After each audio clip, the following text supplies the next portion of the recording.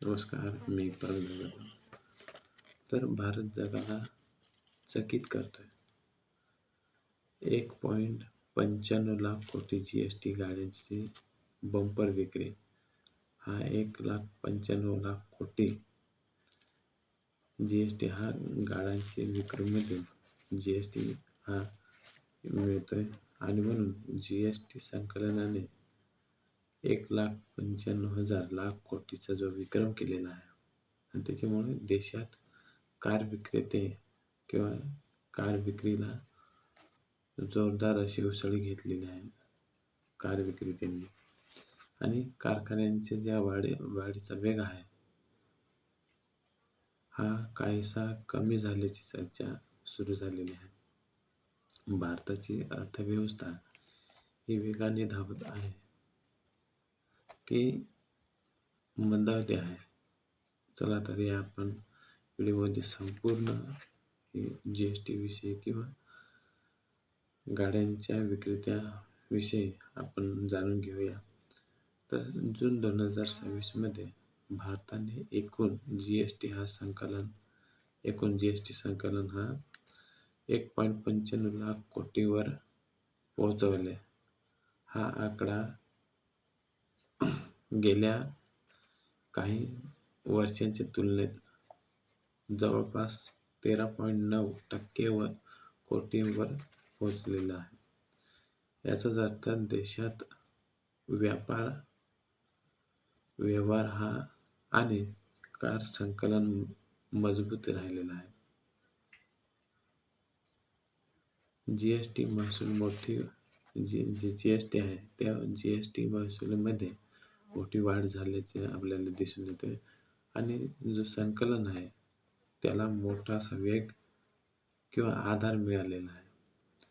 आणि गाड्यांची जी विक्री आहे ती का वाढली तर जून महिन्यामध्ये प्रवासी वाहनांची विक्री ही जे प्रवासी वाहन आहेत त्याच्यामध्ये आपल्याला वाढ पाहायला मिळाली. कारण कमी व्याजदर, दुसरं कारण म्हणजे कर सवलती आणि तिसरी म्हणजे ग्राहकांचा जो विश्वास आहे तो ग्राहकांचा विश्वास वाढल्यामुळे हे सगळं होतंय. आणि जे SUV वाहनांची वाढती मागणी यामुळे वाहन जे उद्योजक आहे यांचा मोठासा फायदा होतोय. मग कारखाने का मंदावले तर HSBC मॅन्युफॅक्चरिंग जे PMA जूनमध्ये 54.2 हे इतकं राहिलेलं आहे. आणि म्हणून PMI जर 50 वर असेल तर उत्पादन क्षेत्रात वाढ होते आणि म्हणून कारखाने बंद नाहीत, फक्त मागणी कमी झालेली आहे. याच्या तुलनेत वाढीचा वेग हा कमी झालाय.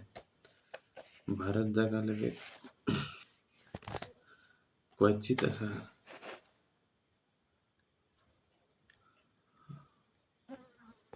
चकित का करतोय तर अनेक जागतिक अर्थव्यवस्था ह्या अजूनही महागाई, युद्ध आणि अनिश्चितता यांना सामना करत आहेत. अशा परिस्थितीमध्ये भारत हा सध्या तरी मजबूत असा देश आहे आणि म्हणून GST संकलन, वाहन विक्री आणि आर्थिक हालचाली आपल्याला दिसत आहेत. अशातच भारताकडे जगाचे याच्यामुळे लक्ष हे वेधलेलं आहे. कारण जगाचं लक्ष आहे की भारतामध्ये अर्थव्यवस्था ही मजबूत आहे भारताची. म्हणून हा जे GST वगैरे आहे आणि गाड्यांची विक्री ह्या खूप वाढल्यामुळे हे सगळं जगाचं लक्ष आपल्या भारताकडे आहे. व्हिडिओ आवडला असेल तर आपल्या चॅनलला सबस्क्राईब करा. धन्यवाद.